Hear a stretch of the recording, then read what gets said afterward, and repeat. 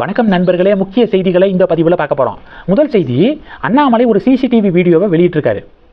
அந்த சிசிடிவி வீடியோவில் ஒரு காவலருக்கும் புலம்பெயர்ந்த தொழிலாளிக்கும் இடையேயான ஒரு வாக்குவாதம், அதுதான் அந்த வீடியோவில் இருக்குது. ஒன்றும் பெரிய இஷ்யூ கிடையாதுங்க. 10 மணிக்கு கடையை க்ளோஸ் பண்ண வேண்டியது 10:22 ஆயிருக்கு. உடனே காவலர் என்ன பண்ணியிருக்காரு, பெரிய குச்சி மாதிரி இருக்குது, அதை எடுத்துகிட்டு க்ளோஸ் பண்ணு, என்ன மணி 10:22 ஆயிடுச்சு, இன்னும் க்ளோஸ் பண்ணலை அப்படின்னு சொல்லி அங்கே இருந்த பொருட்கள் எல்லாத்தையும் தள்ளி விடுறாரு. அதுக்கு ரியாக்ட் பண்ணுறாங்க தொழிலாளர்கள், புலம்பெயர்ந்த தொழிலாளர்கள் தான் வேலை பார்க்குறாங்க, ரியாக்ட் பண்ணுறாங்க. இதில் காவலருக்கும் அந்த புலம்பெயர்ந்த தொழிலாளருக்கும் இடையே வாக்குவாதம் ஏற்பட்டிருக்கு. அதில் காவலர் பேசக்கூடாத சில விஷயங்கள்லாம் பேசிடுறாரு. அதாவது எந்த ஒரு நாயினி அப்படிங்கிற வார்த்தையெல்லாம் பயன்படுத்தியிருக்காரு ரொம்ப ஆவேசமாக.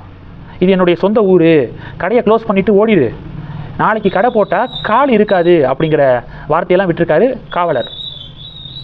ரொம்ப ஆவேசமாக அதில் நிறையா பேட் வேர்ட்ஸும் கெட்ட வார்த்தைகளையும் யூஸ் பண்ணி பயன்படுத்தியிருக்காரு, பேசியிருக்காரு. ஸோ இந்த வீடியோவை தான் அண்ணாமலை ஷேர் பண்ணி, எதுக்காக புலம்பெயர்ந்த தொழிலாளர்கள் தொடர்ந்து வெர்பல் அபியூஸ், ஃபிசிக்கல் அபியூஸுக்கு உள்ளாகிறாங்க திமுக ஆட்சியில்.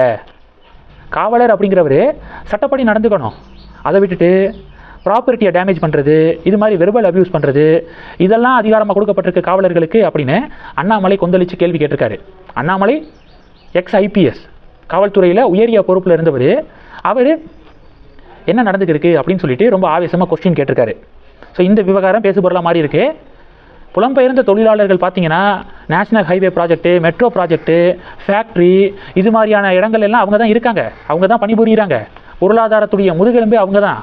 ஆனால் அவங்க ஏன் இவ்வளவு அபியூஸுக்கு உள்ளாகிறாங்க அப்படின்னு அண்ணாமலை கேட்ட கேள்வி இன்றைக்கி தமிழகத்தில் பெரிய பேசுபொருளுங்க. இது ஒன்று. ரெண்டாவது, திமுக காங்கிரஸ் கூட்டணிக்குள்ளே சண்டைக்கு மேலே சண்டை. பராசக்தி படத்தினால சண்டை, தமிழகத்தில் அதிக சீட்டு வேணும், ஆட்சி அதிகாரத்தில் பங்கு வேணும் அப்படின்னு காங்கிரஸ் கேட்டது திமுகவுக்கு பிடிக்கல, அதில் ஒரு சண்டை. புதுச்சேரி இண்டி கூட்டணிக்கு யார் தலைமை தாங்கிறது, திமுகவா காங்கிரஸா அப்படிங்கிற டாப்பிக்கில் இப்போ புது சண்டை. இதெல்லாம் தாண்டி இப்போ 4வது புது சண்டை எதுக்கு தெரியுமா? 2026 சட்டமன்ற தேர்தலுக்காக திமுக கிட்ட பேச்சுவார்த்தை நடத்த காங்கிரஸ் கமிட்டி போட்டாங்க. 5 பேர் கொண்ட கமிட்டியை நியமனம் பண்ணி 36 நாட்கள் ஆயிடுச்சு. ஆனால் இப்போ வரைக்கும் அந்த கமிட்டியை கூப்பிட்டு திமுக பேச்சுவார்த்தையை நடத்தலை அப்படிங்கிறதான் இப்போ 4வது புதிய சண்டையாக வெடிச்சிருக்கு.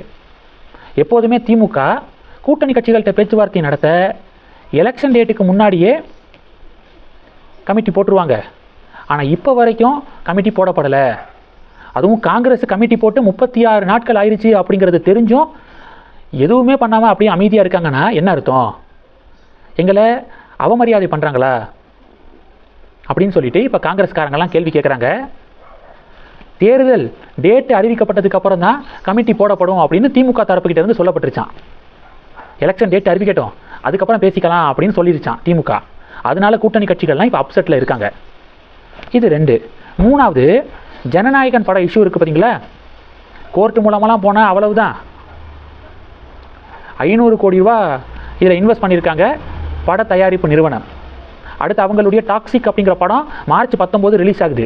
அந்த மார்ச் 19 துரந்தர் பார்ட் 2வும் வெளியாகுது. துரந்தர் பார்ட் 2 டெஃபினட்டாக அதுதான் ரூல் பண்ணும். ஏன்னா துரந்தர் 1 இப்போ தான் ரிலீஸ் ஆகிருக்கு. அதனுடைய தாக்கத்திலேருந்தே இன்னும் மக்கள் மீளலை. அந்த படம் அவ்வளோ பிடிச்சி போச்சு எல்லாருக்கும். அந்த பேச்சு துரந்தர் 1 பற்றி அந்த பேச்சு முடிகிறதுக்குள்ளே துரந்தர் 2 ரிலீஸ் பண்ணுறாங்க படக்குழு. அதனால் பார்க்குறவங்க எல்லாம் அதுக்கு தான் போவாங்க, டாக்ஸிக்கு போக மாட்டாங்க. ஏற்கனவே ஜனநாயகன் ரிலீஸ் ஆகாமல் 500 கோடி ரூபா இன்னும் அப்படியே கிடக்கு. இதில் டாக்ஸிக்கும் பிரச்சனையா, எதுக்காக நீதிமன்றத்துக்குலாம் போயிட்டு நம்ம சரண்டர் ஆயிடுவோம் அப்படின்னு படக்குழு முடிவெடுத்து சென்சார் போர்டு வழியாகவே போய்க்கலாம், எவ்வளோ லேட் ஆனாலும் பரவாயில்ல. ஏன்னா கோர்ட்டுக்கு போயிட்டா வாய்தா வாங்குறது இது மாதிரி இழுத்துருவாங்க. அடுத்த வருஷம், அதுக்கு அடுத்த வருஷம் போயிடும். இன்னும் 10 வருஷம் 15 வருஷமாக ரிலீஸ் ஆகாத படங்களே நிறையா இருக்குது. மத கஜ ராஜா அப்படின்னு ஒரு படம் இருக்குல்ல, விஷால் நடித்தது, போன வருஷம் ரிலீஸ் ஆனிச்சு. ஆனால் 2012-13 எடுக்கப்பட்ட படம். அது மாதிரி போட்டுருவாங்க அப்படின்னு படக்குழு பயந்து சென்சார் போர்டு வழியாகவே அப்ரோச் பண்ணியிருக்காங்க. தணிக்கை மறு ஆய்வுக்குழுக்கு படத்தை அனுப்பியிருக்காங்க.